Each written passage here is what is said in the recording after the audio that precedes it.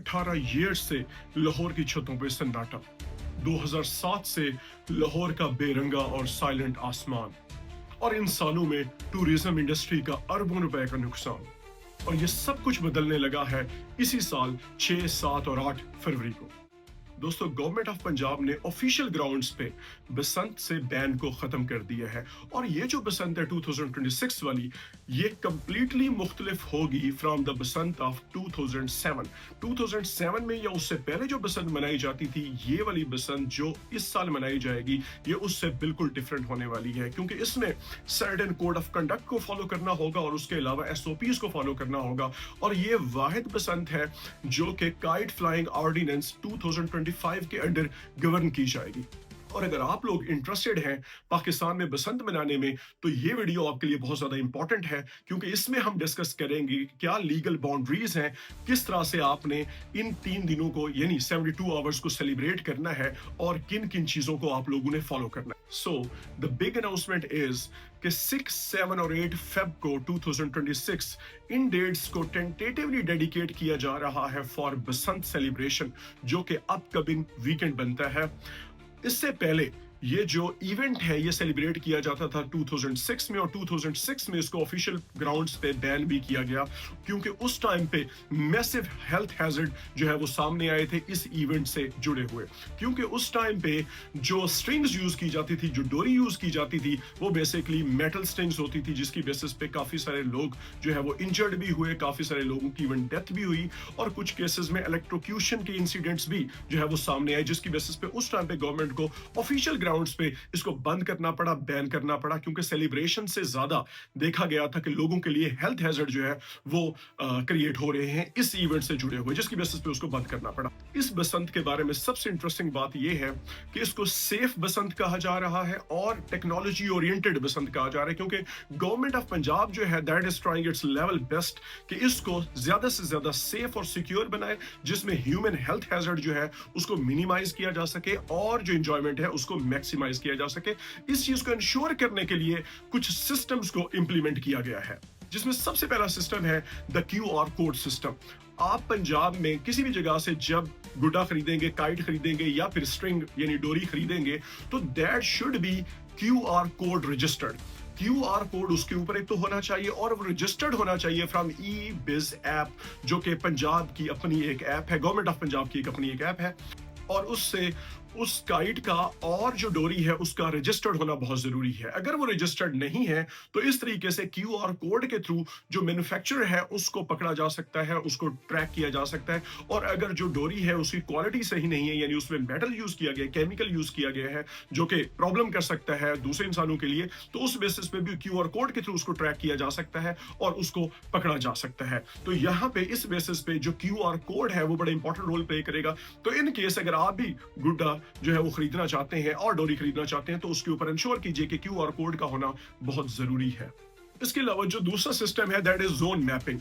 जैसा कि लाहौर में कुछ जोन्स को जो है वो रेड जोन कंसीडर किया गया है, क्योंकि वो इतने कंजेस्टेड एरियाज हैं जहां पे जो काइट फ्लाइंग है that is not really recommended, तो उस बेसिस पे उसको रेड जोन कहा गया है। कुछ है ओपन स्पेसेस, जैसा कि डिफरेंट पार्क्स हैं या जो ऐसी सोसाइटीज हैं जो कि स्पेशियस हैं, वहां पे उनको ग्रीन जोन्स कहा गया है, जहां पे रिकमेंडेड है कि वहां पे आप काइट फ्लाइंग वाली एक्टिविटी जो है वो कर सकते हैं, यानी बसंत आप लोग वहां पे मना सकते हैं। तो इस चीज को हम कहते हैं जोनिंग। रेड और ग्रीन जोन्स को अलग किया गया है फॉर सेफ्टी एंड सिक्योरिटी। और इसके अलावा एक और भी सिस्टम लॉन्च किया गया है बाय सेफ सिटी अथॉरिटी, और वो है नाइट विजन ड्रोन सर्वेलेंस। कि इन केस कुछ लोग जो है अगर यूज करते हैं मेटेलिक वायर्स को, मेटेलिक स्ट्रिंग्स को, तो उनको भी पकड़ा जा सके। कुछ लोग सेलिब्रेशन में आके एरियल फायरिंग करते हैं जिससे कोई भी प्रॉब्लम हो सकता है, तो उन लोगों को भी ट्रेस आउट किया जा सके, जिसकी बेसिस पे ड्रोन जो है वो लॉन्च किए जाएंगे इस इवेंट की ओवरऑल एक इफेक्टिव सर्वेलेंस को इंश्योर करने के लिए।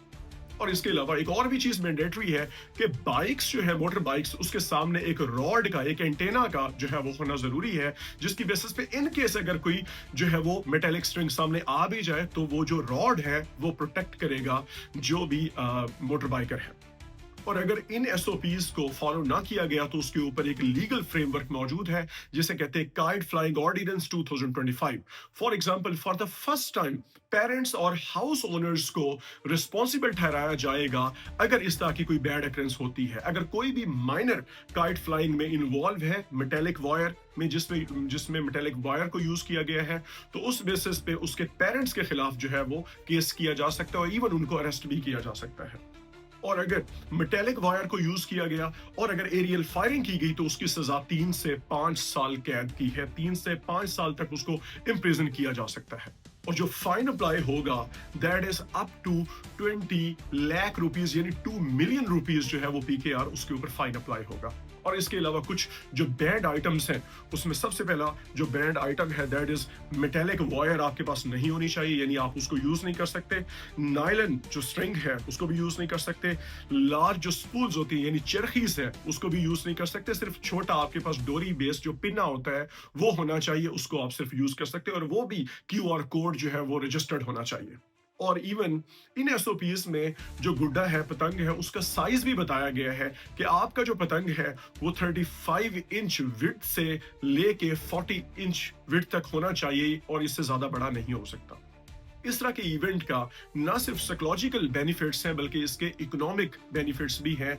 इमेजिन कीजिए कॉटेज इंडस्ट्री का रिवाइवल लाहौर में, पिंडी भटिया में, कसूर में, जो कि 2007 से बंद पड़ी थी। एक्सपेक्ट किया जा रहा है कि ओवरऑल जो फायदा होगा वो 2 अरब रुपए से 5 अरब रुपए तक का हो सकता है। इसके अलावा ओवरऑल जो इकोनॉमी का पहिया है वो भी चलने लगेगा, क्योंकि यहाँ पे जो मेन स्ट्रीम सिटीज हैं उसमें होटल्स की बुकिंग होने लग गई है, उसमें ट्रांसपोर्टेशन चलने लग गई और इस तरीके से लोगों के लिए इंजॉयमेंट के साथ साथ एक इकोनॉमिक जो इसका बेनिफिट है वो भी इसमें इंश्योर्ड है। और इस तरीके से जो इकोनॉमिक रिवाइवल है कुछ इंडस्ट्रीज का, और वो भी इस चीज से लिंक्ड है। आमतौर पे कहा जाता है कि जो बसंत का इवेंट है वो पंजाब में रहने वाले लोगों के डीएनए से रिलेटेड है। लेकिन सवाल यहाँ पे ये पैदा होता है कि क्या 2026 की जो बसंत है वो विदाउट एनी ट्रेजेडी जो है वो पास हो सकेगी? ये सब कुछ वैसे हम पे डिपेंड करता है कि हम एसओपीज को फॉलो करते हैं या नहीं करते। अगर एसओपीज को फॉलो करेंगे तो इसी तरीके से ये बसंत इस साल, अगले साल हमेशा ये चलती रहेगी। और अगर एसओपीज को फॉलो ना किया गया तो दोबारा से जो लाहौर के और पंजाब के जो स्काई है, जो आसमान है, वो दोबारा से जो है वो बेरंगा हो जाएगा और वो दोबारा से खामोश हो जाएगा। तो आपके लिए आखिरी मैसेज ये है कि सारे के सारे एसओपीज को फॉलो कीजिए, अपने बाइक के सामने रॉड लगवाइए ताकि आपकी ही सेफ्टी जो है वो इंश्योर हो सके। और उसके अलावा और जितने भी एसओपीज हैं उसको फॉलो कीजिए ताकि ये इवेंट एक दफा खत्म हुआ ये दोबारा कभी भी खत्म ना हो सके और आगे हमेशा ये चलता रहे, जनरेशंस आफ्टर जनरेशंस। और वीडियो के एंड पे मेरा आप लोगों से सवाल, what do you think about these rules? क्या ये रूल्स सारे के सारे SOPs true letter and spirit में फॉलो हो पाएंगे कि नहीं? जवाब दीजिए अपना कमेंट सेक्शन में। Thank you so much.